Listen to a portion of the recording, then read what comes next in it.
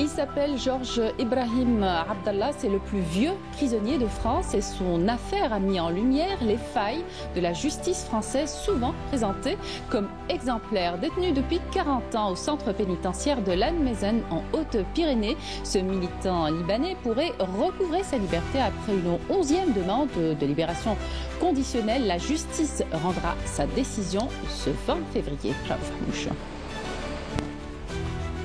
Le 20 février 2025, Georges Ibrahim Abdallah devrait enfin être libéré.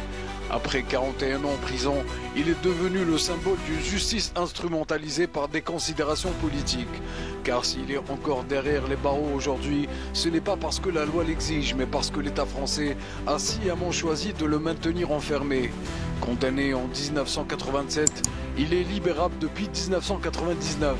Mais à chaque décision favorable à sa sortie, l'exécutif français a trouvé un moyen de le bloquer, refusant systématiquement de signer l'arrêté d'expulsion qui lui permettrait de rentrer dans son pays, le Liban, officiellement. Rien ne justifie cette obstination. C'est le plus ancien prisonnier politique en Europe et un des plus anciens du monde. Georges Ibrahim Abdallah, il devrait être libéré depuis 1999 puisqu'il avait été condamné pour une complicité dans un acte criminel qu'il a d'ailleurs toujours récusé. Et cette complicité, théoriquement, évidemment, aurait dû l'amener à être libéré depuis longtemps. Au lieu de ça, ça fait 41 ans que l'État français continue à le maintenir en prison. C'est juste absolument inentendable. Pour mémoire, le plus ancien prisonnier politique, le plus célèbre au monde, qui était Nelson Mandela, a été prisonnier pendant 28 ans dans le pays de l'apartheid. Macron, libérez Georges Abdallah. Libérez Georges Abdallah. Libérez Georges Abdallah. Pourtant, depuis plus de 20 ans, la France s'acharne, cédant à des pressions extérieures au détriment de ses principes juridiques. Ce dossier est l'illustration parfaite d'une justice à géométrie variable.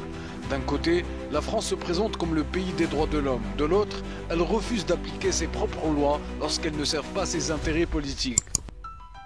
Libérons Georges Ibrahim Abdallah le 20 février, il doit être libre. Il en va, j'allais dire, peut-être une certaine vision de l'état de droit et de la justice dans ce pays. Toute autre décision ne ferait qu'accentuer le scandale qui est celui de sa détention. Depuis maintenant 41 ans, il a passé plus d'années en prison jusqu'à maintenant que libre. Et ça se passe en France, le pays du droit de l'homme.